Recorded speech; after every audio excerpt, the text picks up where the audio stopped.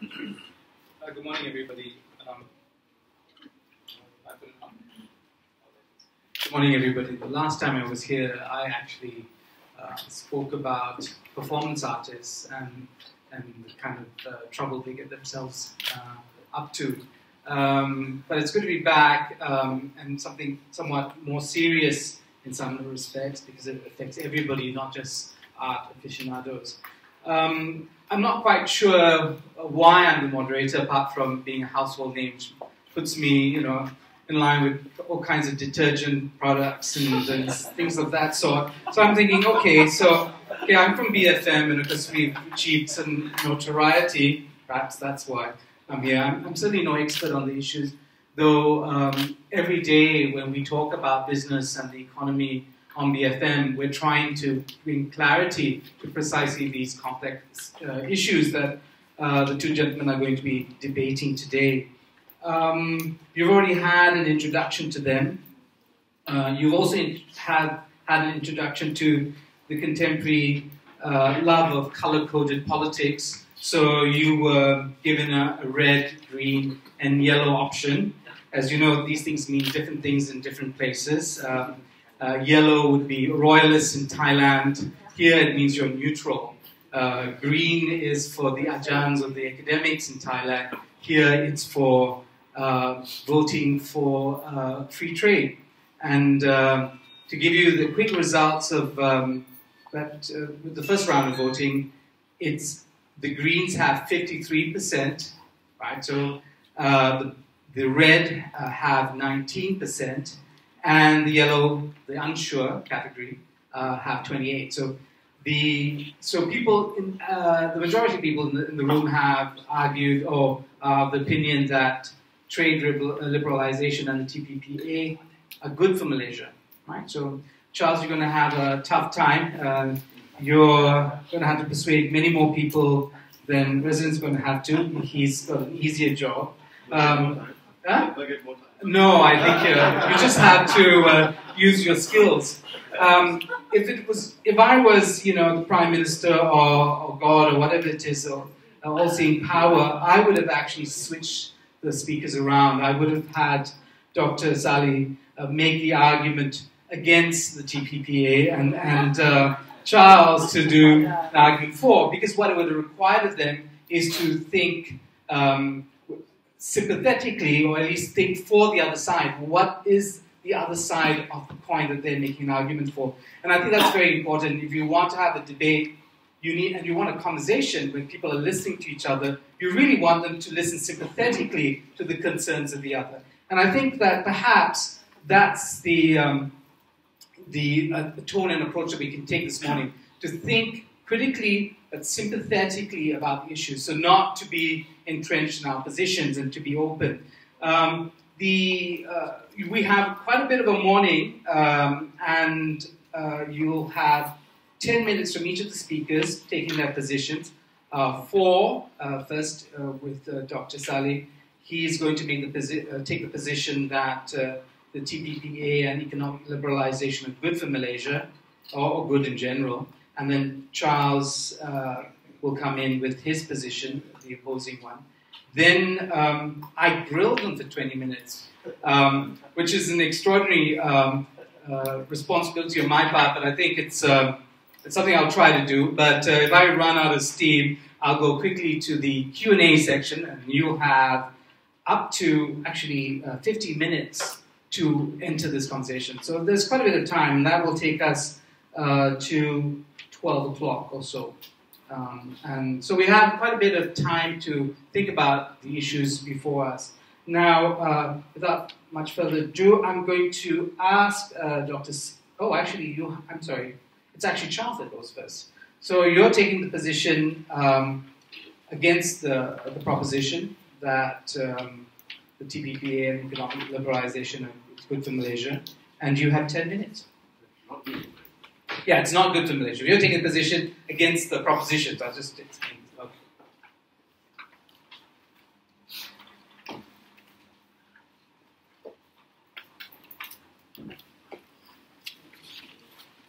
I really have lots of work to do. 53%, I guess, is that right? 53%. Let me just begin by thanking Ideas for having invited me for this program. I also extend my greetings of peace and solidarity to Sharaad, to Razeen, a long-term friend, and seen for 6 years, and to all of you from the people of Klang and from the Democratic Action Party. There are four cross-cutting themes. There are four cross-cutting themes that you'll find throughout the 29 chapters of the Trans-Pacific Partnership Agreement. The first is that this agreement is about rules making. It's about rules making. And of course, the question that arises is, are rules neutral? Or are they meant to be neutral? Are rules neutral and are they meant to be neutral? And who does these rules really benefit? I'm going to come back to sketch out the idea. Number two, this agreement is also about geopolitical and security interests of a variety of countries.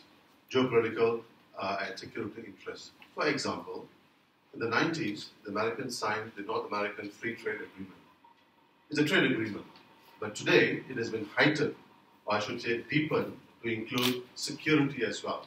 So it's North American Free Trade and Security Agreement. So just like that, this FTA, this TPP also has those elements attached to it. Third, it definitely will promote legal monopolies, especially in the pharmaceutical companies, as well as in entertainment industry. There was a recent leak sometime last year, which actually told us what the different governments are negotiating in the Trans-Pacific Partnership Agreement in relation to intellectual property rights. And the quick answer to a very difficult chapter, which runs about almost 100 pages and in legal language, is that patent today is 20 years. Now the negotiations are to push patent from 20 years to 50 to 70 years. So that means if a new product comes into play, it comes into being, that patent will be no longer 20 years, but anywhere between 50 and 70 years. And there are various strategies that the multinational corporations have put forward to argue why that is so. And finally, a serious issue that we need to look at is especially involving an important chapter called the investment chapter, which actually is an attack on the state. It's an attack on the regulatory and policy-making space of the state. So there are these four issues, and just so that you know, I think WikiLeaks knew that Ideas was going to organize this conference here. So just past Wednesday, there was a leak. WikiLeaks leaked the latest negotiations on the investment chapter. In fact, I raised the issue of WikiLeaks because WikiLeaks is telling us what exactly is going on, but not so much our governments. Our governments do not tell us. When you go for consultation meetings, yes, they listen to us, but we'll come back to you. That's all. I grant you, yes, they listen to us, but that's all about it. There's no real meaningful transparency or discussions and so on and so forth. So the point being that this is the latest leak. The latest leak would mean this involves up to January 2015. So the discussions are, and we are already at the last stages of the discussion. So this will be the more or less the final agreement that we have. I'm going to talk about this in a short while. So my friends, we have four sets of issues, I think, which needs our citizens of this country and our government to take this seriously, including the governments of the other 14 countries. That one, this agreement is about rules making. Why are the Americans pushing for rules making? What is underlying their motivation about rules making? And are these rules benefits? Would it benefit Malaysia, Vietnam, and other countries?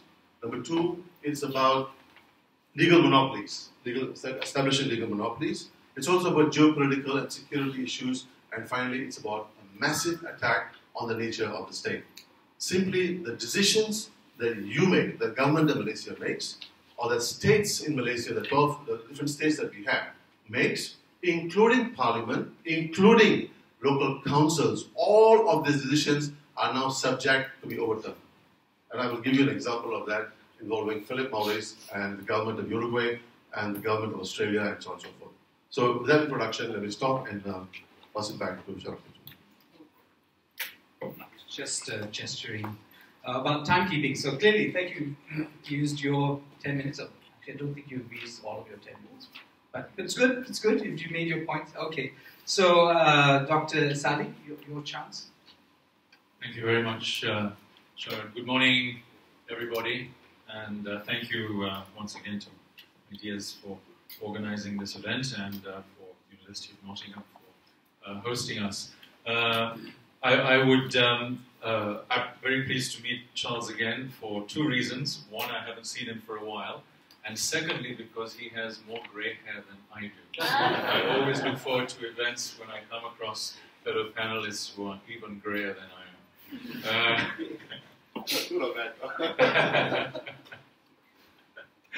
am. Now, I would certainly like to engage Charles on those four specific points he made when we come to discussion. Then we can go into the TPP issues in some more detail. But in my time, I want to make some, I think, very important general points. Three points. Firstly, why I think free trade or freer trade is good. Secondly, why I think it's good for Malaysia. And thirdly, what needs to be done, and that includes the TPP. First point, trade, long-distance trade is as old as civilization. It goes back at least to 3000 BC in ancient Mesopotamia. Since then, we've seen trade across vast land masses. Think of the Silk Route. We've seen trade across the oceans. Think of the maritime Silk Route from the Middle East across the Indian Ocean through Southeast Asia to China. It's taken place among empires, among cities and city-states. Think Singapore today, think Malacca in the 15th century, and among nations. When you've had intense periods of globalization, trade and foreign investment, and also the movement of people and workers across borders, have grown above average and led to higher rates of growth, decreased poverty reduction, and better life chances for all, or certainly most. And the most recent period of economic globalization, roughly from about 1980 to the GFC, saw the biggest gains of all. We saw developing countries come on board, including Malaysia in manufactures, and we saw these huge gains and a huge and unprecedented reduction in poverty. Now, for me, to cut a long story short, free trade is a trinity. It has huge economic benefits, along with the wider opening of markets. But it's not only that. It helps to ensure peace among nations. Where would ASEAN be today if not for much freer trade and investment among the ASEAN countries, and also linking the ASEAN countries with the rest of the world? And finally, and perhaps most importantly, freer trade to me, and freer markets in general, are about economic freedom. They're about the freedom of individuals, also to protect them from the predatory actions of governments. I suspect Charles and I would have a lot to agree when it comes on to political freedoms and civic freedoms. And I suspect I would have a lot more in common with Charles than I would have with the government, with UMNO and the Darussalam here in the Malaysian context. But to me, economic freedoms are at least as important and also interrelated with the other freedoms. There is no country in the world which is a stable liberal democracy which doesn't have a sophisticated and open market economy. And the great benefit of Singapore is that it is wide open to the world. It disciplines it in all sorts of ways, and crucially, it leads to better governance. Bad governance I would equate with the arbitrary regulation, including protectionism of governments. Now, why is this second point good for Malaysia? Well, I mean, for me, the openness of Malaysia to the world, including openness to trade and multinationals, has been central to the living standards that Malaysians have today. It started with a plantation economy, and then the opening of the economy from the 1980s to trade and foreign investment, which brought multinationals in and put Malaysia into supply chains. It is unthinkable that Malaysians would have the living standards they have today, with a thicker middle class, with absolute poverty almost eradicated, without Malaysia being highly globalized. So in that sense, the multinationals are not the bad guys. Who are the bad guys? Just think of all those swathes of the economy that Tricia mentioned in her opening remarks. Retail, construction, agriculture, oil and gas, and other areas besides. You see high levels of protection, you see high levels of corruption, you see crony links with the political system, and lack of competition. It keeps the small and medium-sized enterprises out, and it increases inequality, because it's all about a club of insiders versus outsiders who are excluded. Now, who are the bad guys within these sectors? They're the GLCs, and they're private sector crony capitalists, with, of course, political links and the money to back it up. And just think of the industrial policy disasters that Malaysia has had as a result of excessive government intervention. Malaysian Airlines, 1MDB more recently, HiCom back in the 1970s and 80s when Dr. Mahathir was trying to imitate the chaebol in Korea, Proton, and so on. And so there we have, I think, the link between the wrong sort of government intervention and bad governance and all sorts of bad outcomes for individuals which restrict their freedom. So what should be done? My third and last point. I think there's certainly been some modest progress with the ETP and the GTP, but it's very modest precisely because it skirts around all these important topics which curtail the freedom of individuals. So GLC reform is not on the table, and it doesn't really liberalize the sensitive sectors that are associated with the political system and indeed the Bumiputera policy. I would like to see much more liberalization in Malaysia on trade and foreign investment, especially in the services sector. So if Malaysians are to have better living standards, get out of the middle income trap and all that, they need to be in these global supply chains and services in some key sectors. That can only happen with much more liberalization, which of course is politically sensitive to some very important people in the country. Now, it's not only about trade and investment liberalization, it's about other things besides. It's about transparency in government. It's about fiscal accountability, disciplining subsidies. It's about open tendering in public procurement, which of course is very much part of the opposition's agenda. We've seen what has happened in Penang. Where do free trade agreements and the TPP fit in? Very finally. Well, I would like to see further liberalization and deregulation happen unilaterally. Malaysia doing it on its own. The Nike strategy, you just do it. But I think that external agreements can be a useful complement, a way of reinforcing a domestic agenda. They're not a substitute. You can't do it that way around. It shouldn't be top-down, it should be bottom-up. But they can help. Now, ideally, it would happen through the WTO because the WTO is non-discriminatory. But the WTO is stuck, so it's not going to happen largely through the WTO. It could happen with the right sort of free trade agreements. But most of those, all of those indeed that Malaysia has, are weak. They don't really tackle the politically sensitive areas.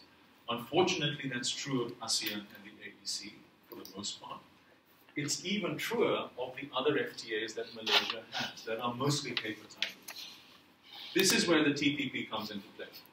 Now, I have reservations about certain aspects of the TPP, which we can get into. Negotiating with American lawyers is one way of defriending the United States.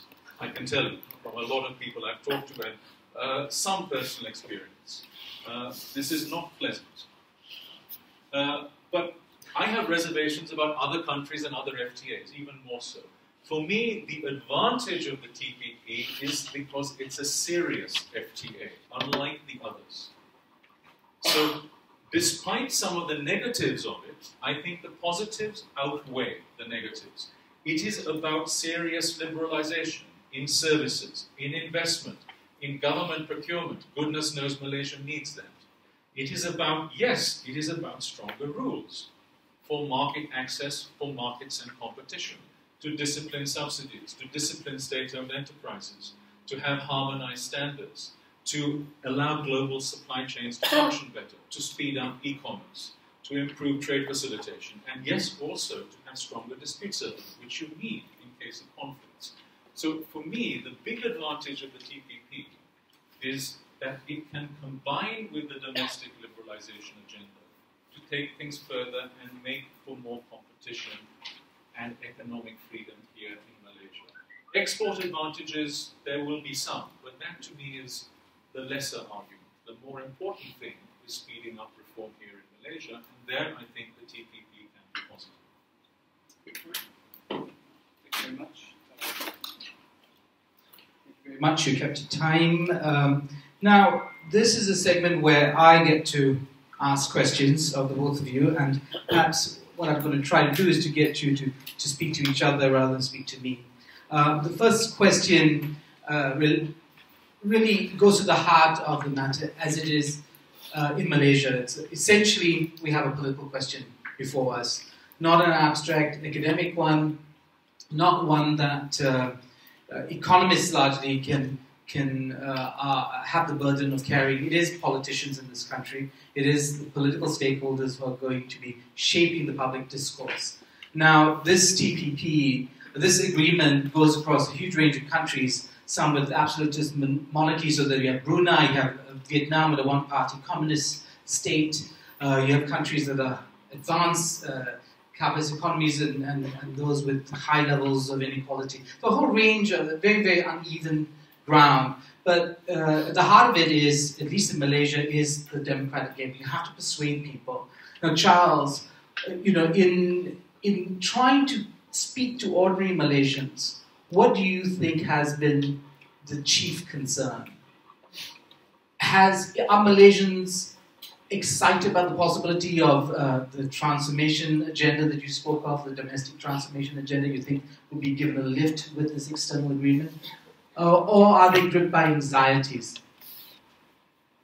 I think, in all honesty, most Malaysians are not familiar with the Trans-Pacific Partnership Agreement. In fact, I think what motivates most Malaysians is to have food on the table, have a job that can pay their rent, and so on and so forth. And I think a recent issue that has become quite problematic for Malaysian families is the issue of medicine. Medicine has become very expensive. And with the GST coming into being in the next few days, and definitely with the Trans-Pacific Partnership Agreement, you will begin to see a sharp increase in the prices of medicine. I think what is happening, I think we have to call a spade, and we cannot hide behind nice language and so on and so forth, saying that free trade is good. While trade is important, what the Americans and others are pushing for is a control of trade. This has got nothing to do with trade. Most tariffs in almost all these countries that we're talking about, tariffs for goods are very, very low already. So you're not going to see much benefit from that. What this is about regulatory convergence of a variety of services, including an assault on the state. For example, let me just what the issue that we need to think about is the Philip Morris versus the government of Uruguay, Australia, and 7 other countries. Can I just take some time to explain? I want to keep this going pretty fast. So I want to this has a lot to do with healthcare. Right.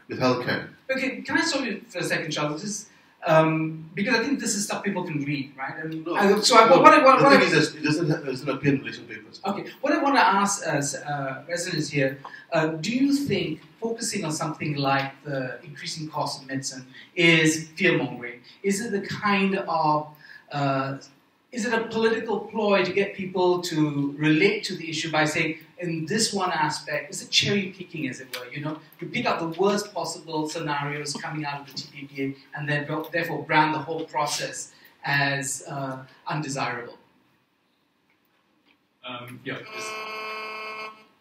It's on. No, you asked me to put myself in Charles's shoes, so I'll do that. I think it's perfectly fair, it's perfectly legitimate to address this issue, just as it's legitimate to address all the other important issues of a free trade agreement, particularly if it's a serious one which is going to make a difference at home, which most of the others don't, for the most part. In a democratic process, that's fine. And it should be the case. I wouldn't wish for anything else.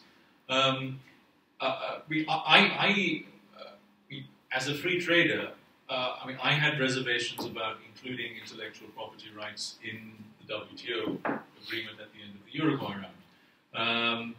And yes, I think you can. The Americans push for strong WTO plus provisions on patents, on copyrights, on trademarks, on compulsory licensing, and all sorts of things. It makes much of this at the behest of just a narrow bunch of companies in 2 or 3 sectors in the American economy. Pharmaceuticals is one of them. This kind of agreement makes sense for some countries. It was one reason why Singapore negotiated the FTA with the United States, because they wanted to attract higher value investment from big pharma. So they're perfectly comfortable with it. It may not make sense for other countries at the bottom of the ladder. I think it's much more mixed in a country like Malaysia, which is perhaps the most advanced developing country in the world. So it has an interest in stronger intellectual property protection, and a stronger FTA going beyond WTO disciplines might help. So I have some time for some of the anxieties that crop up here, just as they did in Thailand 10 years ago, when the Thais tried to negotiate an FTA with the Americans. But I think there are a lot of other issues involved as well. And this is where I think the fear-mongering and the scare tactics come into play, to give a very distorted view of the overall package. Can I stop you there? Is it fear-mongering? Is it this characterization? I mean, I put it forward. Is it fear-mongering? You know, is it legitimate? Is it enough to us to say to reject the TPPA in total? I think if you look at the 29 chapters of the Trans-Pacific Partnership Agreement, you have one on, for example, on investment chapter, you have one on services, you have one on agriculture, you have one on government procurement, and so on and so forth. Transparency is also another chapter in the agreement. So there are 29 chapters like that. I think there are some chapters which are controversial. I think controversial because it impacts on people's lives, it impacts on livelihoods of people, and impacts on the sovereignty of nations. I don't think sovereignty of nations or something is fear-mongering. The life of people is fear-mongering, or government procurement issues are fear-mongering. For example, you take government procurement. The Americans are pushing for more transparency in government procurement. I agree with that. I think in Malaysia there's a need for more transparency in in government procurement. However, what they are saying is, we want access to Petronas. We want access to your wealth-making, corporations. That's what they're looking at.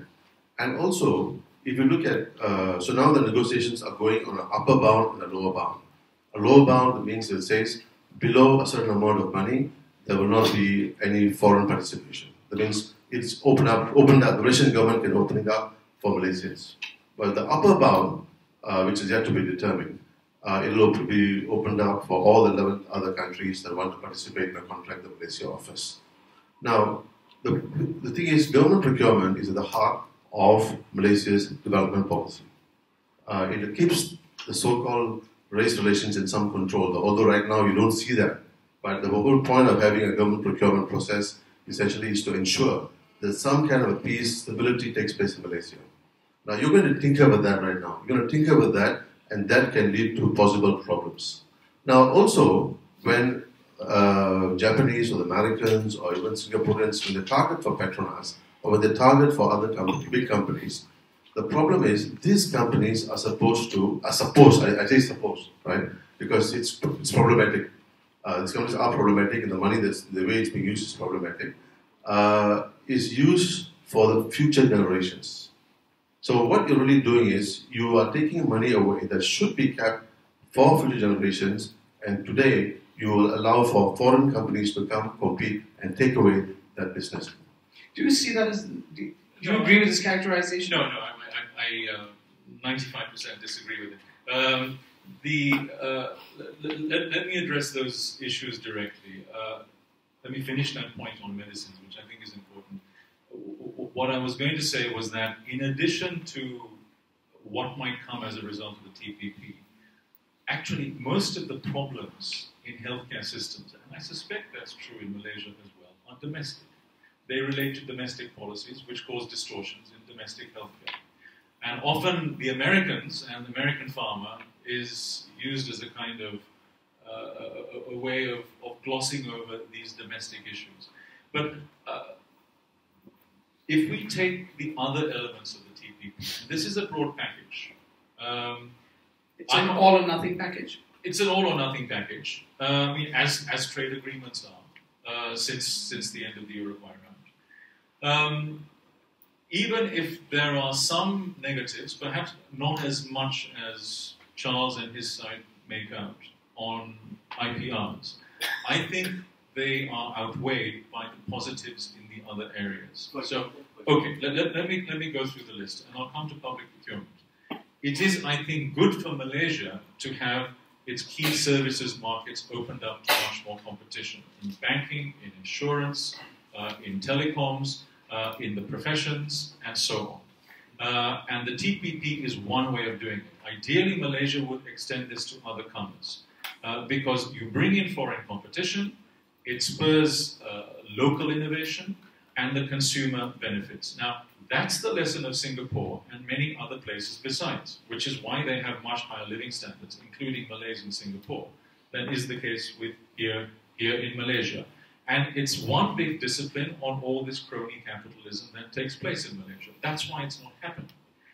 So yes, you need more openness and you need stronger rules to make sure that kind of opening happens. So that's important for services, and you can't have more competition and better consumer service in services unless you open up on investment as well. What about government procurement? I disagree with Charles here. Sophisticated market economies open up their government procurement in, for example, the WTO's government procurement agreement or in bilaterals with the US and the EU above a certain threshold to all comers. So I think, again, it would be good for the Malaysian consumer and be good for openness and transparency if it were opened up to the likes of GE and others. And ideally, this would be extended elsewhere. And but Charles is saying it's not good for stability because he says parallel. This is an old argument. Now, I mean, here I think perhaps there are some double standards at play. I have seen Anwar Ibrahim and others, at least to certain audiences, arguing against the excesses of the Bumiputra policy. And of course, the argument that comes from the government is, we still need to do this after 40 years or so, because we're still not ready. And now Charles is making that argument on government procurement in order not to open it up to foreign competition. I think Malaysia and Malaysians are or should be more mature than that. And I think, if I might finish, Charles, I think the issue here for me is competition and actually shrinking the space for crony capitalism and corruption here in Malaysia. And opening up to foreigners is one of the best ways of doing it. I don't think you can have true transparency and true honesty and effective government and serve the consumer best at the same time if you limit competition, period. And that includes limiting competition to foreigners. Charles? I think competition is important. All I'm saying is, are our government-linked companies competitive enough to be opened up and to be global up? That's the first point. But let's move to a much more people-centered, people issue chapter, though, the labour chapter. Now, the labour chapter says, for example, that all the countries need to sign on to the ILO labour standards. On the face of it, that's a good thing, isn't it, for workers? Yes, but there's the catch here. The catch is there is no mechanism to enforce it. However, if there is a commercial dispute between the state and the government, the state and the private sector, there is investor-state dispute settlement, which is very harsh. When it comes to labour issues, it is it's a secondary issue. But when it comes to commercial violations, it takes priority. That tells you there is no parity in the agreement. Is this a question of who's authoring these documents? Yeah, of course. Politics is at the heart of this. You can't avoid it. And of course, the key player in this agreement is the United States of America. Now, let me address Charles's issues. Ideally, in my book, labor standards and environmental standards wouldn't be in trade agreements. They would be dealt with separately, because they can be backdoors of protection. This is inserted into these agreements because of the pressure from Democrats in the US Congress. So it's part of the American internal domestic compromise.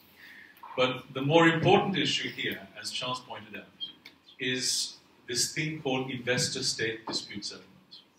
In other FTAs, you have dispute settlement mechanisms where only the governments get involved. That's the way it operates in the WTO. American FTAs, starting with NAFTA, are different in that, in addition to that mechanism, individual investors can actually go to independent arbitration to say, this agreement is being violated. Now, this is one of the lightning rod issues here, just as it is with the transatlantic negotiation going on between the EU and the US. I am on the side of those who believe that investor-state dispute settlement is actually a good thing, not a bad thing. Why? Because the government, by signing up to it, sends a message to investors around the world. We mean what we say when we sign up to this agreement. And it's particularly important in countries that don't have the best legal systems, where there are question marks for investors about the impartiality, the honesty of the domestic legal system. And so it goes to independent arbitration. Yes, there have been a handful of frivolous cases. One of them is the one that Charles wants to explain more about. But there are ways of dealing with that to make sure they don't happen. But the principle, I think, is a good thing. As a way of signaling, we want quality investment from around the world, and it's going to be upheld in a rule of law sense. Now, again, I think there are perhaps double standards here. The opposition complains a lot, often at great personal risk, about the impartiality of the judicial system here in Malaysia. And of course, with one particular case in mind recently. I think several others as well, but one outstanding case which has hit the world's headlines. And they have perhaps a fair point. But then you have the argument that foreign investors would be violating national sovereignty by having to depend solely on a dodgy domestic legal system. Again, I think there are some, but I think if I make one... Can I read this? Charles, were you going to make a frivolous point? No, it's not a frivolous point. I agree with you about the Malaysian. I should be more careful. I can be pulled up for sedition on this. Because when one of our MPs spoke about it in Parliament, she was hauled up by the police. But you know what I'm going to say. That our system of justice here is very much to be desired. I agree with you. Let's take Australia. Let's take Europe. Australia is supposed to be transparent, very, the court system is highly looked at, and so on and so forth. Philip Morris took up a case against the government of Australia at the local courts. The argument was this: that they were against plain packaging. They said that plain packaging is not good. Why did the Australian government push forward the idea or formulate the idea of plain packaging? Because they wanted to reduce smoking in their country, because smoking was becoming a problem, both among pregnant women and among young people. There was too much of smoking. So they said, as part of public health policy, remember, public health policy, we are going to introduce what we call plain packaging. What does plain packaging really mean? It means they will put images of people, with bad tooth, bad lungs, and so on and so forth, on the cover of the cigarette box. That's all. Now, Philip Morris used a Hong Kong bilateral agreement and went to Australia.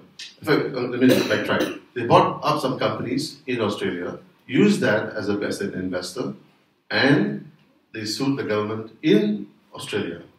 Now, the highest court in Australia, ruled that Australian government had the right to come up with policies, to formulate policies in the best interest of its citizens, including plain packaging. Right? This is Australia for you. Now, what did Philip Morris do? They referred the government of Australia to ICSID, which is based in Washington, D.C., under the World Bank. Now, did that stop a corporation from not going after a government? When the local government exhausted, when the whole entire system, the local legal system was exhausted, it started from the lower courts, it went up to the highest courts. And the highest court ruled in favor of the government.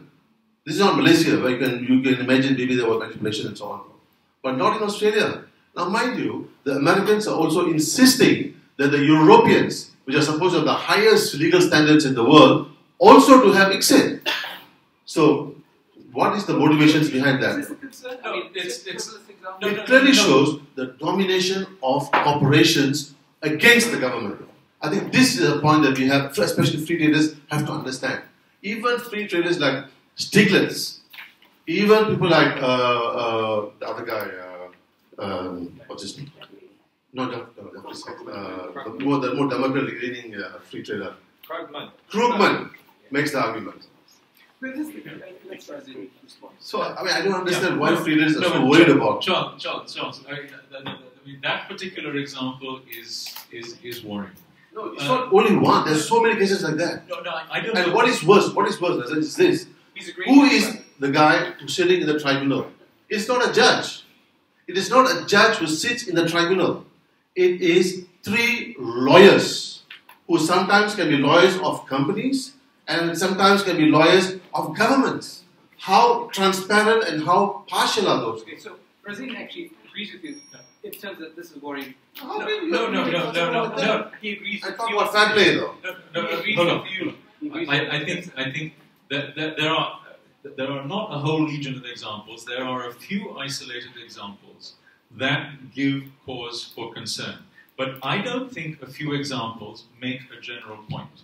There are plenty of ways of inserting into free trade agreements clauses that guarantee the independence of tribunals, and secondly, also guarantee the prerogative of governments to legislate on public health grounds, so that something like this is not allowed to overturn national policy.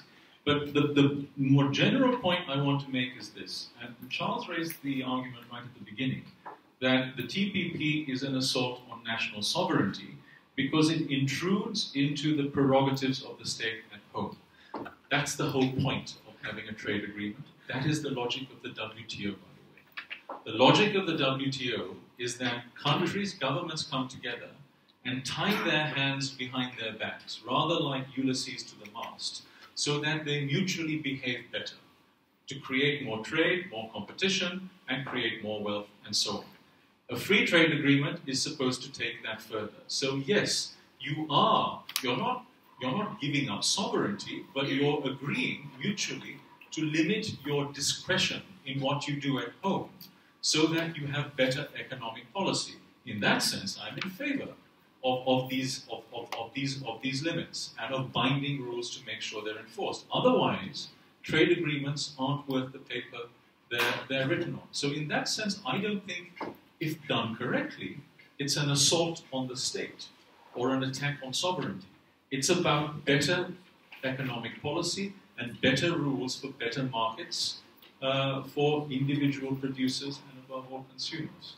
Okay, so can I stop you? Because I think we actually went a little over time, and so we actually have to open this debate up to the floor at this point, and we have up till 10 minutes past 12 to have this discussion, or to noon actually.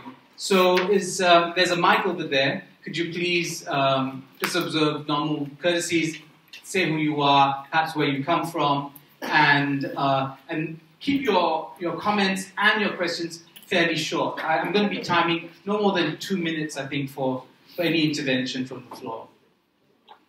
And you can address your question or comment to either speaker or fellow citizen or not in the room.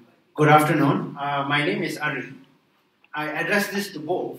I'm of the opinion that individuals, meaning shareholders, and corporations must be protected from the whimsical tyrannies of governments, legislatures, courts. In that meaning, I mean the state. Because I think this insistence that state sovereignty is above all else comes from 1648, which a lot of times tends to be oppressing people, oppressing companies and whatnot. I support Philip Morris on what they did. Okay, so you have somebody speaking on your behalf here, Charles. Do you think all states are tyrannical and oppress individuals and the rights of citizens and should be limited? I beg to differ. I think not all states are tyrannical. I think states can be reformed, and the tyrannical nature of the state depends also on the people. The people also must rise up and fight for their rights as well. Otherwise, we cannot keep complaining the state is always bad. It's also a reflection of who we are and what we want in the country. Now, what disturbs me more than the tyrannical state is that we support Philip Morris. Because this is a government. Whether you like it or not, we have governments. We have governments all over the world, including Malaysia. Now, let me just take the issue of Philip Morris one step further. Now, because of the case between Australia and Philip Morris, New Zealand, which wanted to introduce plain packaging, says we have to hold on. I posed a question in the Malaysian Parliament on plain packaging, and the Malaysian government's answer was, we are waiting for the outcome between Philip Morris and the government of Australia and Uruguay. Now, what does this do? This creates a regulatory chill, which means government's hands are tied. There's now Razeen talk to us about trade agreements tying people's hands at the back so that growth can take place. Here, the chill controls what the government can do and cannot do, out of fear that they too will be sued. Is this trade agreement? Is this a trade agreement? Trade agreements are supposed to create wealth for people, and hopefully that wealth, I say hopefully, that wealth is equitably distributed, but clearly this is not the case. Now, how many small and medium industries in Malaysia can go to exit? I ask you. How many small and Malaysia's business environment is largely small and medium industries. Now, 1 hour is $1,000 for these arbitration lawyers. You think Malaysian companies will go to exit to fight your case? No way. Now, talking about this carve-outs, as what Razeen had said, health should be a carve-out. There's no carve-outs. Let me tell you. You know why? Because when Philip Morris took the government of Uruguay to court through a BIT, a bilateral investment treaty, there was a carve-out in that treaty on healthcare. There was a carve-out on healthcare. But Philip Morris said, nothing to do, I don't care. But they still referred Australia to ICSID. So what is ICSID? ICSID is actually the International Centre for Settlement for International Disputes. And just like ICSID, this is under the World Bank. Just like that, there's one under the United Nations, there's the Stockholm Chamber of Commerce, then there's the International Chamber of Commerce, there are many such, tribunals. So even if there's a carve-out, it means nothing. Okay. So I told the Malaysian Minister of Trade, he said, oh, we want to carve out healthcare. We want to carve out Petronas, for example. So I said, hey, look at Philip Morris and Uruguay. They had a carve-out, but it didn't work. So today, Uruguay is facing Philip Morris. And I tell you, if you lose this case, you pay. The citizens of the country pay. And the minimum requirement for any of these cases, minimum is $8 million. That does not include your legal fees. And if you lose, it can go into hundreds of millions, including, I think the case against Ecuador was 1.3 billion. Okay, so Charles, Razeen. Don't be shocked, it's real. It's real. How would you respond to that? I would respond in this way. The main idea, the main reason for having investor-state dispute settlement is so that companies can be sure of the rules, so that their investments are secure, so that they can repatriate profits, and everything stipulated under a particular agreement, and indeed in a country's domestic laws. That's why they go to arbitration. And arbitration is quite common all around the world, between companies as well as between governments. So, if a government expropriates a company, it can't just get away with it. It can be taken to independent arbitration somewhere else, and then the company would be entitled, if the case were upheld, to compensation. Now, as a principle, as a way of attracting investment and making sure it's secure and providing a welcoming environment and a good business climate at home, I think that's a very good idea. Yes, there are, I think, a few examples where this has been exploited and taken too far. And as I was saying earlier, I think there are ways, if negotiators have their wits about them, to make sure that these things are not allowed to happen.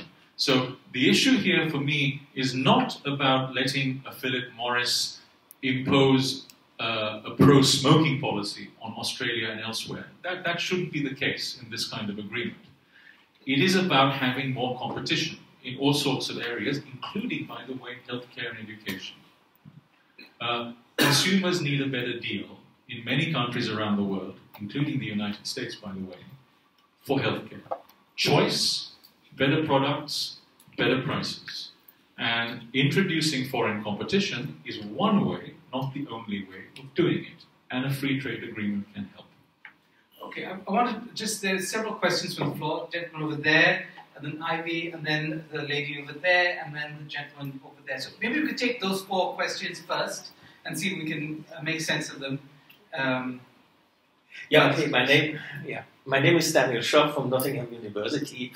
I want to address the problem of IPR, which I actually see more as restrictions in competition and the only real bad part of the TPP, because there are many studies that actually show that too much, especially in the case of medicine and in the case of software products, too much protectionism actually is hindering the progress in research. And if we see, for example, how big companies make research on pharmaceuticals is very different from like small firms or academic researchers working. They are just scanning out products and try to find out what is suitable, what is marketable, and then they come up with a blue pill for something completely different than what they were actually looking for, just because they can market it. And so we can actually say the only part where intellectual property rights, patents are important is bringing products to the market. But there's, at a later state, when these initial costs are covered, there's no, I think, any more justification for further protection. Thank you very much. So that was a comment. Ivy? Yeah, sorry. thank you. Last year in June, over 200 women's organizations from Asia Pacific, we wrote a petition and endorsed a statement calling for the stopping of the TPPA. I would hate to think that 200 women organizations are wrong in this, because I would want just one basic. One of the concerns out there was expensive medicines, among many other concerns around climate injustice, land grabbing. So when we got together and wrote the statement, I wanted to just narrow it down to one question, which both of you have not really answered. Sharaad, you pointed out, are they causing alarm? Is it cherry picking to say that medicines are going to cost more? The Consumer Association of Penang talked about how in 2004, to treat a HIV/AIDS patient, it cost only 1,200. Not only, it cost 1,200 and was reduced to 200 ringgit now. And so a simple answer, is my medicine going to cost more? And neither of you, I may have missed the answer, have answered that question. Is it going to cost more, or am I going to be told, it's okay, you're going to be so rich, the middle class is going to be so rich, you'll be able to afford the medicines? So a very simple question, is it going to cost more because of patent? Okay, and the lady over there, you have a question? Hello, I'm Lisa, a student from Nottingham University. I would like to direct a question to both YB and also to Dr. Sally. For YB, I would like to ask, since you're opposed to the TPPA, is it possible rather than 100% opposed to this TPPA, you actually urge the government to be more open to its negotiation, basically to propagate what actually happens during the negotiations, as well as to ask the US to be more generous, perhaps not generous as in provides us provisions that are more beneficial to us. As for Dr. Sally, I would like to ask, can you guarantee that Malaysians or basically others potential signatories besides US could actually enter the US markets? Or would US actually impose another barrier even after the TPPA is agreed to? That's all. Okay. Let me take one more of the gentleman in the blue striped shirt over there. One behind that. Hi, good morning everyone. My name is JJ Dennis. I actually work with YB Charles. My question to the panel would be, I just refer to a quote by President Barack Obama sometime in January this year in his State of the Union address. And this is what he said. Referring to the TPP, he said, as we speak, China wants to write the rules for the world's fastest growing region. That would put our businesses at a disadvantage. Why would we let that happen? We should be writing those rules. We should level the playing field. So, do you agree that the TPP is nothing to do with trade and is more about writing rules for corporations? Thank you. Okay, so you had something planted in the audience very quickly. Okay, maybe we can stop here for a second and we'll take the next round of questions. But yeah, sorry, Razeen, how do you respond to some of these questions? Well, there were 3 or 4. Let's start with the questions on intellectual property rights and medicines in particular. I agree pretty much with what the gentleman from Nottingham University said. There are, as I said, from someone who believes in free markets and competition, it is worrying when a handful of companies write trade rules. And that's how it effectively, how the TRIPS agreement in the WTO resulted. It was very similar to actually what was drafted by Pfizer's man back in the early 1980s. And yes, I mean, there's an argument for temporary protection in certain industries in order to spur research and innovation. So prescription drugs come to mind. But you can always take a good thing too far, to the extent that you effectively preserve monopoly rents for longer and longer and keep the competition out. So I am worried about certain provisions in American FTAs when it comes to intellectual property protection. But when it comes to this issue, the more specific issue that the lady raised, well, firstly, can 200 women's organizations be wrong? Yes, I think you can. Just as if 200 male organizations or mixed organizations made the same argument, yes, I think they can. On the issue of antiretrovirals for something like HIV or perhaps other pandemics, well, again, here I think there's some scaremongering. I don't know the details of the Malaysian healthcare market. You're the experts, not me. All I can say is that if I look around at international experience from Brazil, South Africa, and elsewhere, and a WTO agreement of about 10 years ago, you can actually, in certain circumstances, the government has the right to break patents, to have something called compulsory licensing, to get generic drugs, to import them from abroad, in the case of pandemics, other medical crises.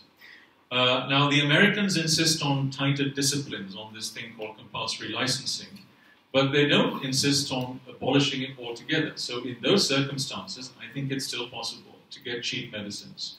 And that's not only a function of having the right rules in trade agreements, it's also very much a function of making sure your domestic healthcare system is efficient, is as free from corruption and cronyism as possible, so that those who need treatment get the treatment, rather than blaming it on convenient foreign multinationals. That's the point I would make.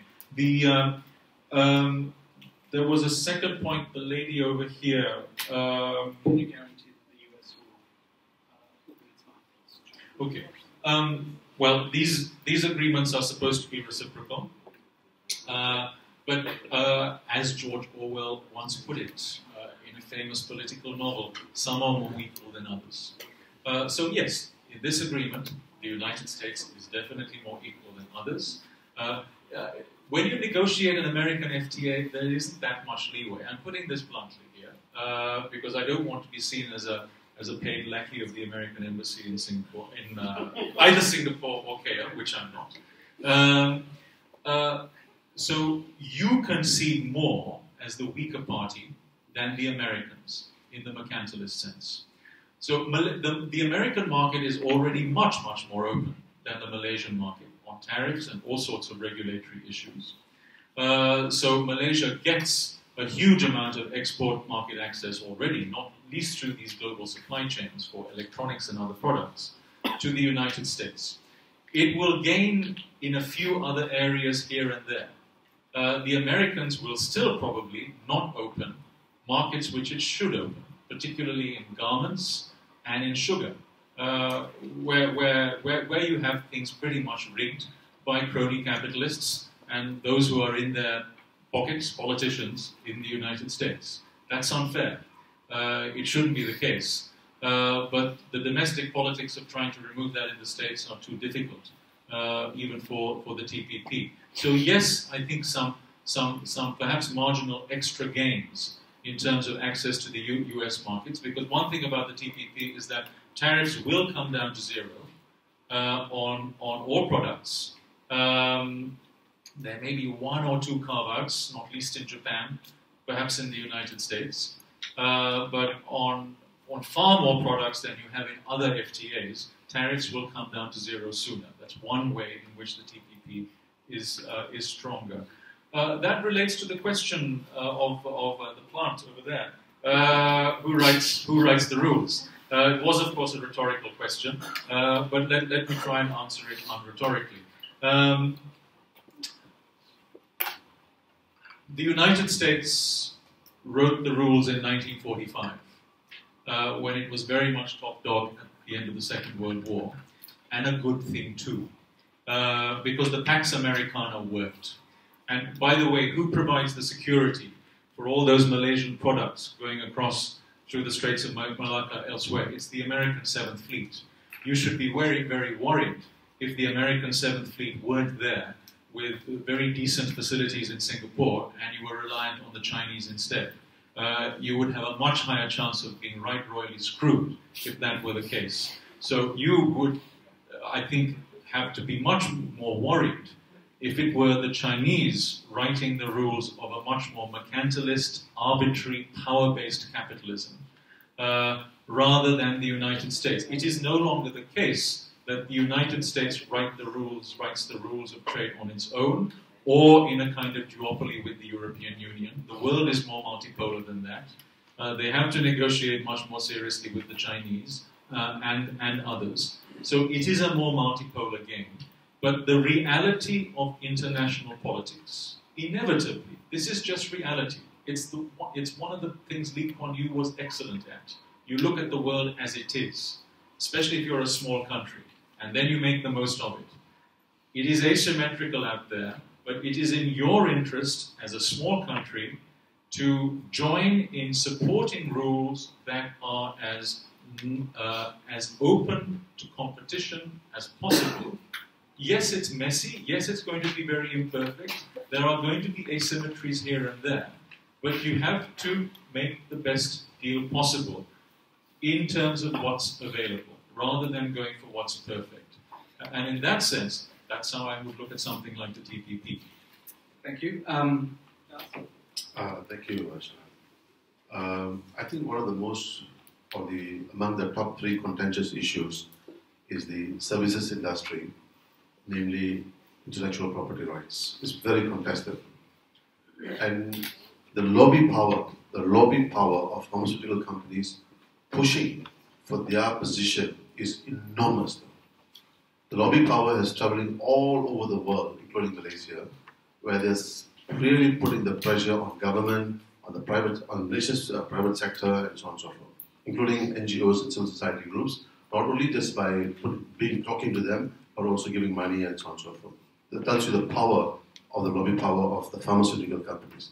Why are they spending millions and millions and millions of dollars in pushing for patent extension?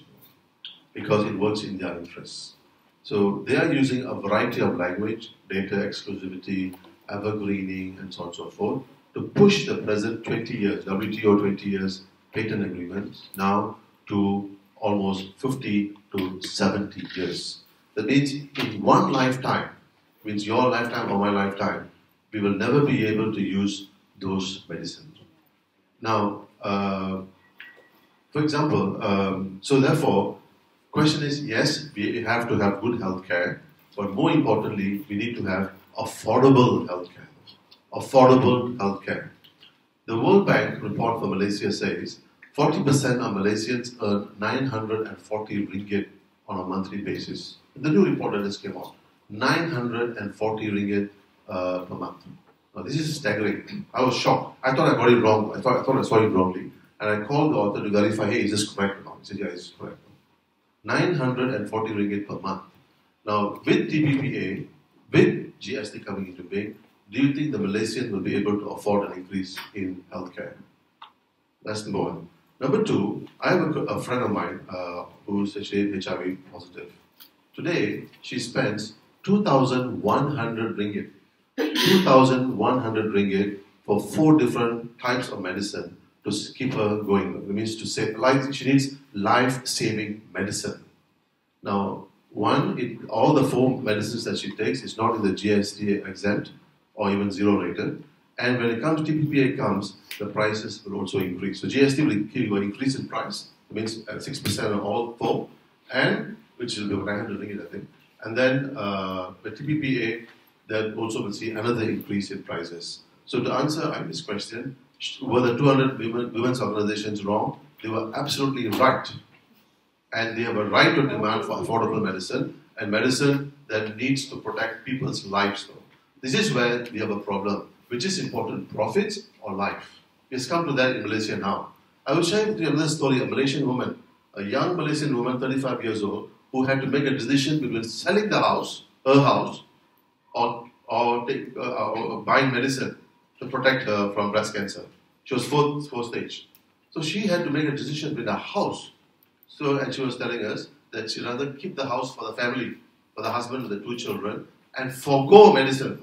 She passed away. Malaysia has come to that, my friends. That is why healthcare is central. And that is why when we meet the minister, we always impress upon him, don't compromise on generic medicine. Because the victim of this will be the generic industry in Malaysia. It will close shop. In fact, the generic producers in Malaysia have told the Malaysian government, you signed this agreement, we are leaving the country. Okay. So, my friends, this is really very important issue. Now, coming back to the geopolitical interest, it is just not American interest, but also a security interest that the Americans have in the region.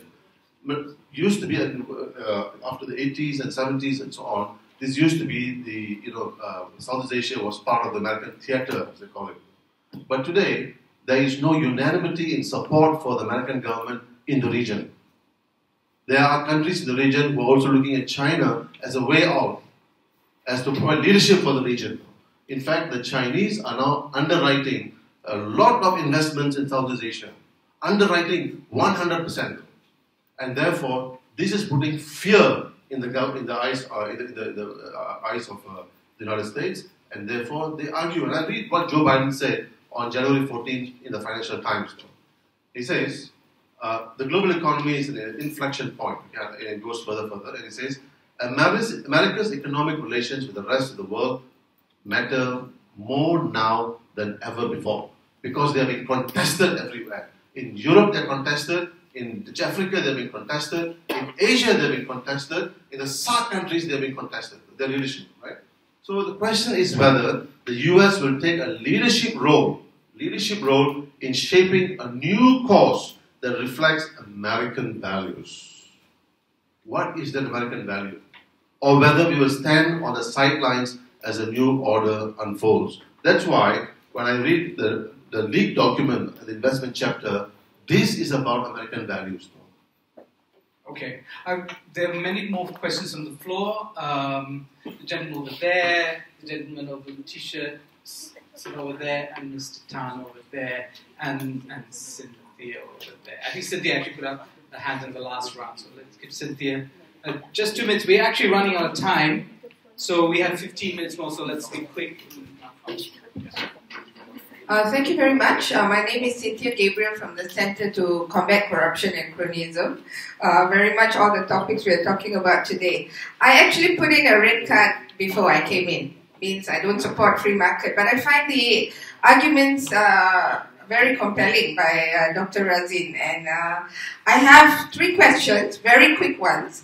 One is on the issue of taxation, whether with economic liberalization, and in a way we don't really have much say because we have the ASEAN Economic Community already becoming a reality. So my question is on taxation policies and whether ASEAN would then be a tax haven if the economy liberalizes and multinationals, wealthy people will be able to park taxes in lower income countries where they won't be watched and monitored so much. So how do we actually deal with the issue of taxation in the whole topic of economic liberalization? My second question links to the whole subject of competition policy because I'm also a member of the City Council of Petaling Jaya, and I want to know if we actually liberalize at the regional and global levels, what does that mean in terms of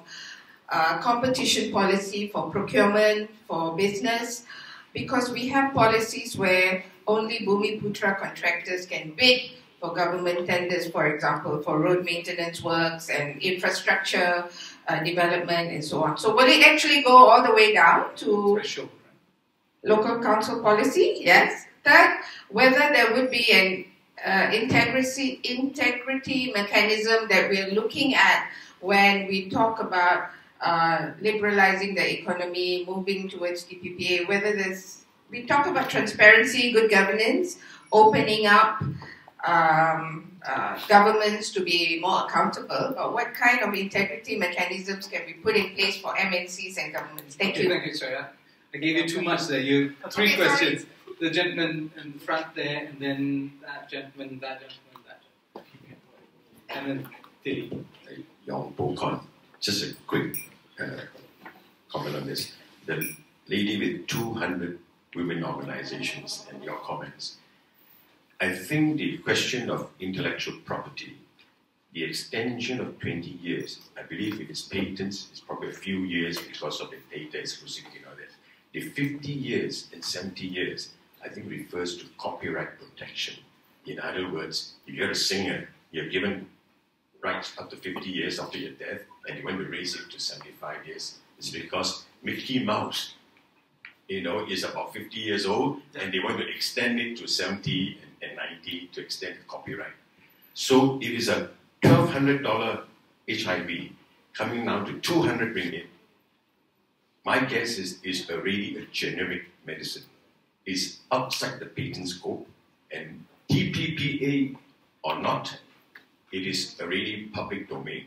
So if you sign a TPPA, it should not affect the existing generic medicine.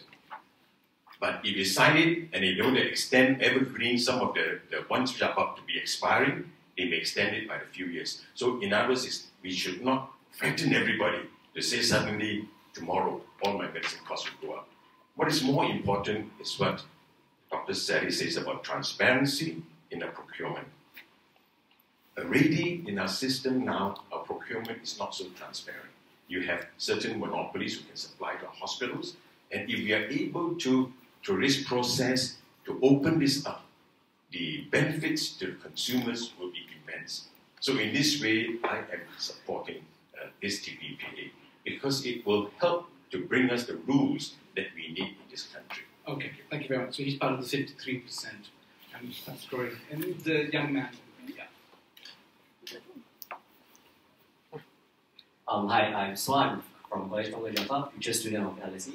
It is fall. So I have two questions, one for Dr. Sally and one for Mr. Santiago. So first, multiple questions, okay. Those are very kind questions. So given that a lot of, for Malaysia, a very big important question on development is on income distribution, and largely it depends on small, medium enterprises. And wouldn't the TPPA or trade liberalization bring in more huge foreign firms to increase the concentration ratio of large firms together with the GLCs? Wouldn't this stifle the middle class? And how would this be for our Malaysian middle class and development? So for Mr. Santiago, very simple question. So given that our world is a very interdependent world, so if everyone in the TPPA negotiation signs the TPPA, should we go with it or should we not go with it? Okay. There was a gentleman behind you in the blue shirt. Hi, morning. This is Siva from PSM. Socialist Malaysia. Yeah. Question probably Dr. Sally and also Charles could answer. When we look at trade, I think the other fear-mongering that usually governments who are in this negotiation always say is that if we don't sign the TPPA, everything is gone, we can no more trade. I think that's a false fear-mongering because I think we are already in a surplus trade with US. We are doing basically like 26 billion back in 2012 compared to how much we are importing from US, it's only about 13 billion. So we're already in a surplus trade. We are one of the largest exporters of electrical goods and aircon and so on. So we always say that if we don't have the TPPA, then everything's gone, we don't trade anymore. So I think that we should clarify. And furthermore, I think the worry is that, I want to get your opinion on employment. Because what we see here is that the one benefit that usually government says is that once we have a lot of FDIs coming in, there's increased employment. But we must also understand that will we actually get increased employment? Because alternatively, we could also have, with the lowering of tariffs, a flooding of goods from from US and also from the TPPA countries. So with this flooding of goods, what's going to happen to our local SMEs, which are producing the similar goods, and we get cheaper goods from US and from other TPP countries? I mean, most of the SMEs are going to shut down here, and they're going to be retrenching workers. And this, I think, has happened when the earlier countries like Latin America and Africa has liberalized their economies much, much earlier, and this is what they experienced. There was a downturn in employment, there was a lot of unemployment going around, and we can also see the same thing with NAFTA. When NAFTA, Americans thought that they would get jobs, but we find all the industrial capitalists sort of offshoring, going to Mexico and setting up their factories there. So they also, the labor market there was also affected. So we don't benefit in trade, and we don't even benefit in employment. So I'd like to get your comments on this. And Mr. Tan over there. Well, you just take what you want. You can cherry pick. I'm just one. Hi, I'm Tan Sehab from the corporate sector for 20 years. I coming from the corporate background with communicating with a lot of businesses. Generally, I agree with what Dr. Razeen has commented about. Actually, our country, I think we need transformation. I think much will be decided about social, economic, and political policies in the country. So I think my question will be more directed to the YB Charles Santiago. One thing is that I remember you mentioning about Petronas, about public procurement. So I think at this moment now, a lot of there's no transparency as far as Petronas is concerned. So I think that with the TPPA, that will help to actually open up more transparency on how we manage these natural resources. The second question is about, since you're concentrating on big pharma, isn't it already a fact that in Malaysia now, the big pharma is being controlled by a few big companies, indirectly being influenced by multinational from the US? So I think we've been cut off. Yeah, so does it make a difference? Thank you. The point I want to make is you could introduce yourself, sorry. I'm Thilinathan. I'm of the view that 3-year entry, 3-year trade, and 3-year competition is good for all of us. Certainly the consumer, not just of the first world, but also of the third world. No doubt about that. Now, if we are seeing that the American government, the European governments are ganging behind the multinationals like the drug manufacturers to make them more profitable, protect their position, make them more profitable. They will then be screwing up not only the third world population, they will be also screwing up their own population. And remember, unlike some of our countries in the third world, in the first world, in US, Europe and the like, you need the support of all voters to get elected. Elections are much freer. There are more check and balances and the like. So I do think that the American government or some of the European governments would, when they decide on trade policies, international trade policies and the like, they will be deciding on the basis of the interest of their multinationals. They will also have to take into account the interest of their own population. I am reasonably confident of that. If anything, I'm more worried about what's happening in some of the third world countries, including Malaysia, where there is not, the elections are not as free, where checks and balances are much more limited, and where there is a problem of licensing. Like drug prices are high, partly not just because the drug companies have near monopoly position. They have patent rights for 20 years, 30 years and the like, which of course improves their pricing power, but it's also because in Malaysia, as Tan Sri Pokon said and one of the speakers mentioned, you have a licensing system. A handful of companies are given the rights to import these drugs and sell them at marked up prices. So we should be fighting that. Among others. Certainly, in fact, I don't think it's black and white. So we'll have to look at will TPP on balance improve our position? And I am of the strong view that on balance it will substantially improve our position. There are risks that has to be addressed. And fortunately for us, this is not a unipolar world. You have also Europe, you also have China, and lots of other countries which can take positions to defend the interests, not only of their national interest, but their consumer interest.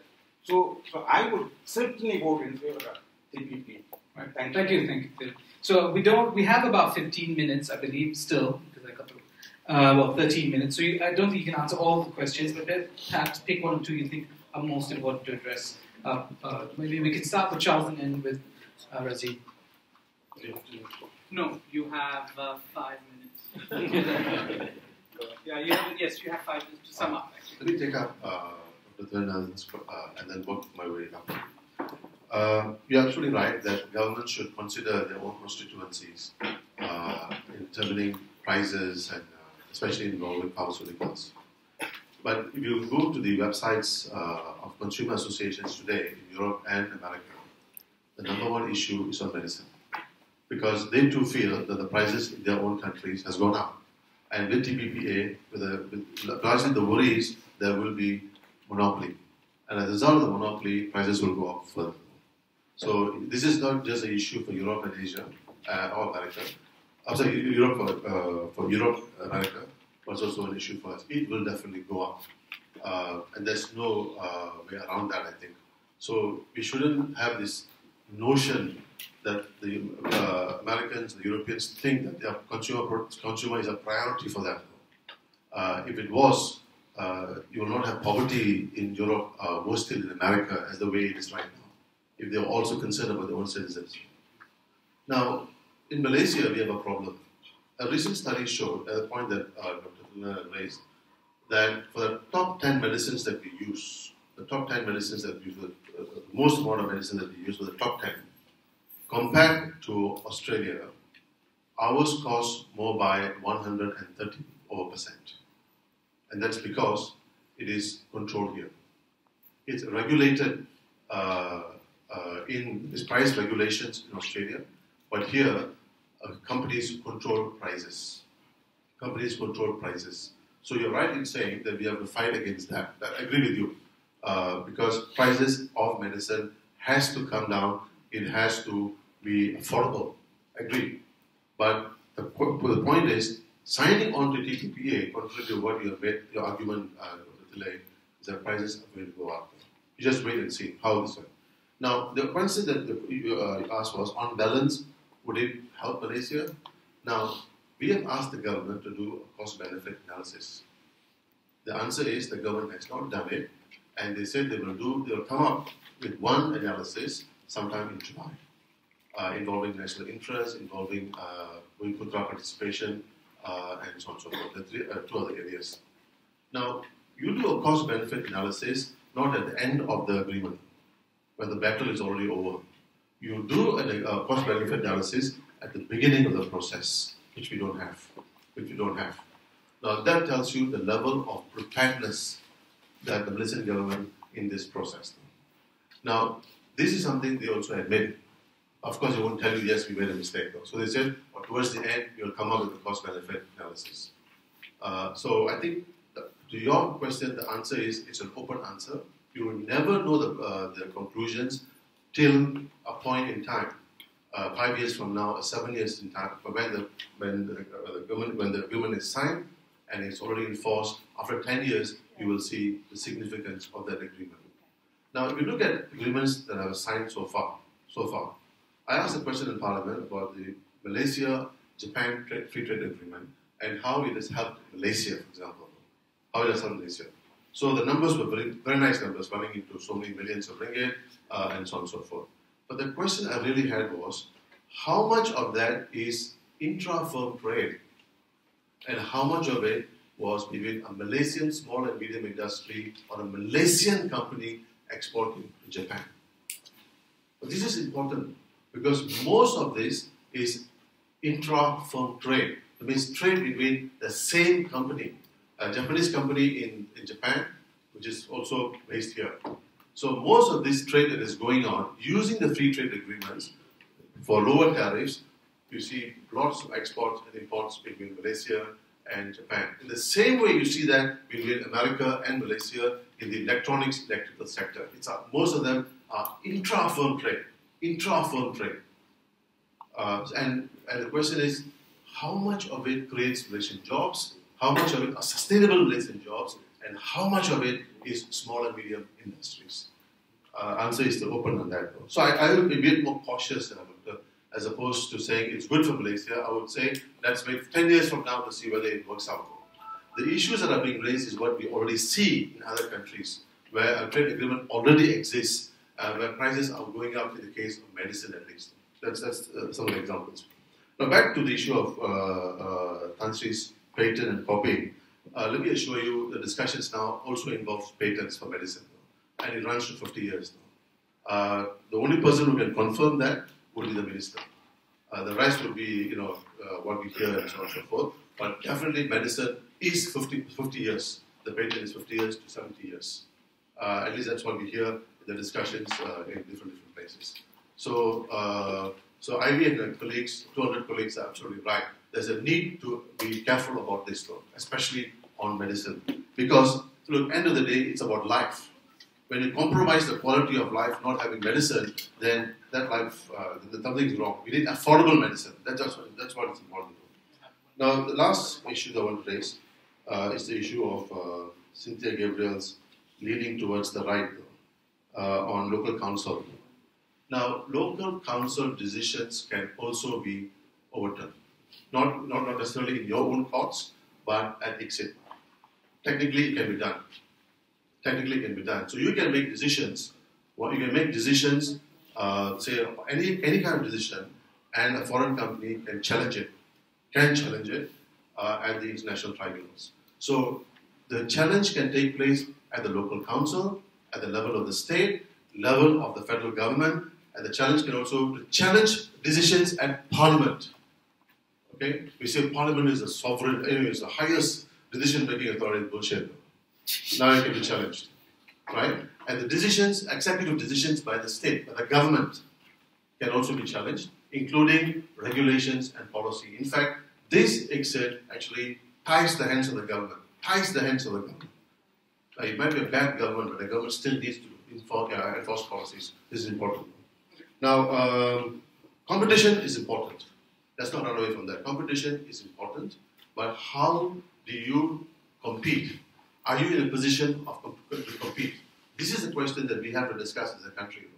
You take Korea, and you look at Alice Emerson's book on the next giant, how the government was able to nurture the chaebols, the role of government in nurturing chaebols. And what the Malaysian experience is a horror. It's an absolute horror. All right? So we have problems in the way we nurture our companies. And our companies are not competitive enough. Not competitive enough. So therefore, you're going to walk into an agreement where you're going to get victimized. Okay, thank you. Last, you have 5 minutes and a bit. Right. Let me go through at least some of that list and start with your 2 or 3 questions. Taxation is usually, it's not in free trade agreements, nor is it in the WTO. That's very much a national matter. That's also the case in ASEAN. So it's very much a matter of national governments having their tax arrangements, and one factor in that is competing for mobile capital. Right? Multinationals, as well as individuals, foreign talent, as it were.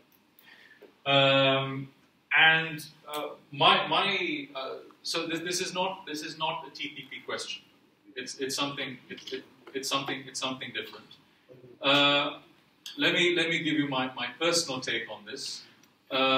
Low and simple taxation is usually the better option, because if you have that in combination with a very good business climate, not only do you attract business, but you also get more revenue, given more people coming in who can pay the taxes. Singapore does very well with government revenue, with a very low tax base. I pay about 6 or 7% of my gross income in Singapore in tax, as opposed to 40% in the UK. I'm much happier with that, but the Singapore government, when it comes to public service delivery, is a hell of a lot more efficient than the UK government with a much higher tax base. Competition and transparency at the municipal or city level. Again, it's not usually something that's where you have strong disciplines coming from the WTO or from FTAs. For example, on public procurement, below a certain threshold, the government can do what it's like, subject to domestic constraints. FTA disciplines don't apply. The same thing will be the case with the TPP. It's what happens above a threshold when you have really big bids. But the important thing is this: if with the right kind of FTA, with strong disciplines, it could help encourage a domestic culture of moving towards more transparency and more competition at the national level, which would percolate down to the municipal level. And I'm certainly a big fan of allowing as much leeway as possible to city governments and regional governments to experiment with policies to create better business climates and have better environments for their consumers. That's the way I would look at it. The gentleman over there, the future LSE student, trade liberalization and its link with the middle class and inequality. There's a big debate going on around the world about that in the aggregate. But let me bring it down to ground. The reason why Singapore and Malaysia have thick middle classes, thicker in Singapore than it is here, is very much due to the opening and the openness of the economy. If you did not have multinationals here in the most competitive, the most productive sectors of the economy, creating the best jobs with the best skills, you would not have the middle class you have. It would be much smaller, and you would be left much more with a picture of some feudal people at the top, and with their crony capitalists, and a lot of poor, with a very thin middle class in between. Now, this question did not arise when Lee Kuan Yew opened up Singapore to American and net Japanese multinationals. He wasn't worried about inequality. He wanted his labor to be exploited because that was the way they could stop being dirt poor and become middle class, which overwhelmingly they are today. So I wouldn't be worried about trade liberalization leading to greater inequality and squeezing the middle class. If anything, I think the links are quite the reverse. One point I want to make about global value chains, and a lot of the points the gentleman made over there, which I think are dead wrong, and I'll tell you why I think that's the case. It is critical for Malaysia to not only safeguard what it already has in these global supply chains in electronics. That means multinationals with their production over here, making parts and components that go to China for assembly that serve world markets. That accounts for the prosperity that Malaysia has today. I don't see how you can look at it any other way, because the best jobs are in these sectors, and that's a big chunk. It's the majority of the industrial economy in Malaysia, which has been at the center of powering Malaysian growth since the 1980s. But this is not cast in stone. That capital and these jobs can migrate elsewhere, as they are at the lower value end, because Malaysia is no longer a cheap place to do production. So you need to upgrade, and you need to go higher value. There's a limit to how much you can do that in manufacturing, including electronics. There is potential there. But the big potential is in all sorts of services sectors which plug into these value chains. Much of the value added, and an increasing amount of it, is actually in services these days. To do that, you need to deregulate the economy in all sorts of ways. And I wouldn't be worried. Malaysia's average tariff is, if you weight it properly, it's about 2 or 3%. So you take that down to zero, you are not going to be flooded with a lot of extra imports, because the economy is already very open on tariffs. There are a few sectors where it doesn't apply. The problem with SME squeeze is very much about the distortions, the rackets going on in domestic policy.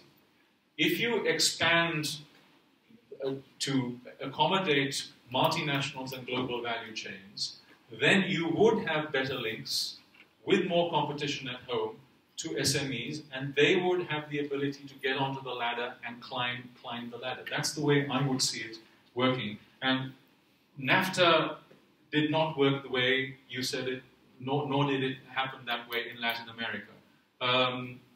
I won't go into the details here. I want to make a couple of very final points. One of them is mischievous. The first one is, I've heard the shades of grey as well as the blacks and the whites on medicines here. All of that is relevant. But bear in mind, the TPP is not just about pharma, it is about a whole host of other things. And you have to take all of that into the mix. Secondly, I know Malaysians don't like to hear this, but the reason why Singapore has living standards that are 3.5 times higher than they are here, and that's not just for the rich and middle, that's for practically everybody in Singapore, is because Lee Kuan Yew wasn't hung up with a lot of the arguments we have heard here today. He just went ahead with getting the basics right for businesses and, crucially, opening up the economy to the world. Countries that have hang-ups about that are poorer. Singapore bucked that trend and continues to do so. And my final mischievous point is this. I can't escape the niggling suspicion that, notwithstanding all the many concrete, legitimate arguments being made here, that opposition by the opposition to the TPP is because the government is doing it. I suspect that if Mr. Anwar Ibrahim were not in jail on trumped up or other charges or otherwise, I have to be careful so that I can get back to Singapore safely tomorrow. And if he were Prime Minister today, he would be negotiating the TPP just as Datuk Seri Najib is doing, for all sorts of reasons, economic, and also the geopolitical relationship with the United States. Thank you. Okay. Thank you very much to Charles and Razeen. Now you have a chance to vote. Remember, we're really voting on the question of the TPPA. Please, all of you vote. There were people who voted unsure. 28% of the room voted unsure. I would encourage you to take a position, weigh up the trade-offs that you need to make. Imagine yourself you're in Parliament. Don't abstain. Take a position for or against the TPP. So just to reiterate, Green is for the TPP. They had 53%. Against the TPP, 19%. That's the red ballot. And then there were 28% who were unsure. So if you've been moved in either way, please vote decisively. As you do the voting, I'm supposed to say something. So I'm just going to prattle on as you think about things more important. And I was asked to do a bit of a summary, which is extraordinarily difficult. But I will begin with the question that really intrigued me, the statement made by Dr. Tilly about, who's an economist, about America and democracy and how they vote. There's a brilliant book called Deer Hunting with Jesus about the white working class in America and how it's consistently voted against its own interests. A fascinating, on-the-ground journalistic work about really existing democracy in America.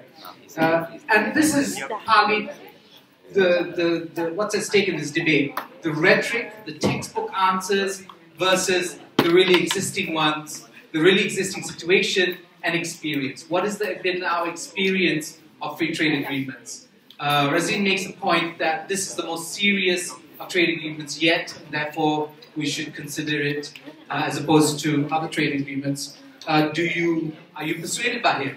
Are you persuaded by, on balance, his mix of ideological positions and references to experience, what's actually been conducted? I think that's something. And similarly with Charles. Charles brings up these cases that Razeen says, well, do not throw off or deny the benefits of the TPP. And so as people tasked with making decisions for your community, what are you going to say? On balance, is it a risk? Is it something we're going to be celebrating now and regretting 7 years down the road? 7 years, you said, gestation period for this? If you are persuaded by Charles and his argument. Remember, when you sign this, it's like Hotel California, right? Once you enter, you can never leave, right? So this is not something a new government in Malaysia, Anwar Ibrahim led or otherwise, all led by Charles, can undo, right? There is no undoing in this. And that's something... And Anwar Ibrahim was critical of the agreement. But there's amazing conservatism that comes to people who actually take power. As you know, it's very easy to be radical on the fringe, very difficult to be radical when you take power. Syriza and the Greek experience now is a demonstration of that too, right? So, have I prattled on long enough?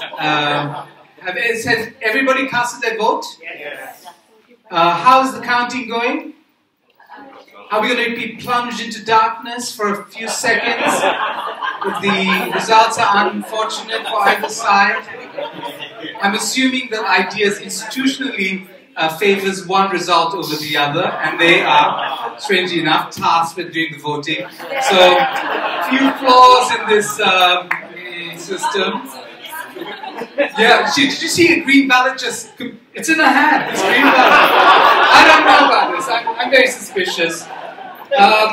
Other things to consider. Yes, we talk about the US and its self-interest. Aren't we all self-interested? Isn't that the whole point?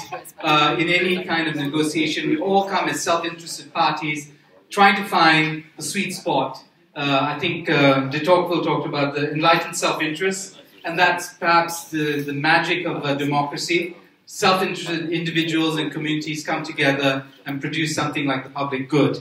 That is the promise, anyways, of the democracy. So, just like you say, there's no consensus in the opposition against the TPP. Okay. So these two gentlemen, you know, of course, YB Ong Kian Ming, MP for Serdang, and his colleague in the DAP, Charles Santiago, clearly voting in very different ways on this issue. So, interestingly, there is a result coming on a green ballot. I don't know. They should have used a neutral white. I don't know about this. Okay. Oh, we still had unsures. So they constitute 6% of the room. But the vote against the TPP went up from 17% to 26%. So some ground was moved, but overwhelmingly the ground for the TPP is there. It's 68%, almost 2/3 of the vote. So congratulations, Razeen. Congratulations, Charles. Both of you in your own way. Only if your will comes to pass. Okay. So I think there's much more to kind of sum up the morning's proceedings. We have Trisha coming up to make some closing remarks, right? Is that the order? Yeah. But just before that, maybe you can welcome Trisha to just give a token of appreciation to our speakers today and our moderator.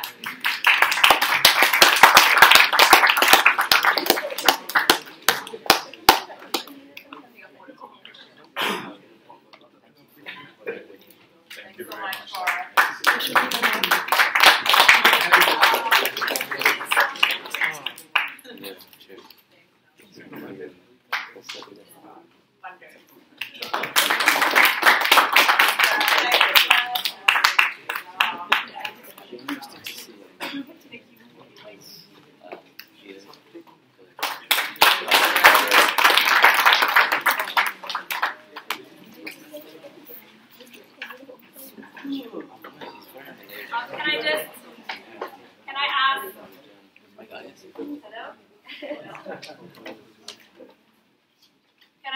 all of you to join me once again in thanking our panelists, Dr. Razeen Sally, YB Charles Santiago. I think both of them did an excellent job representing how they honestly feel, and you can see how passionate they were about the different positions taken. And as well, thank you so much to Sharaad for your excellent moderating. We know why you do so well on BFM. You're very, very candid, and you brought that today as well with us.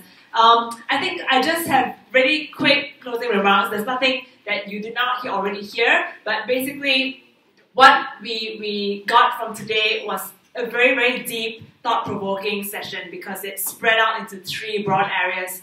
We had philosophical debates about who really is demonstrating tyranny in the world today. Is it corporations?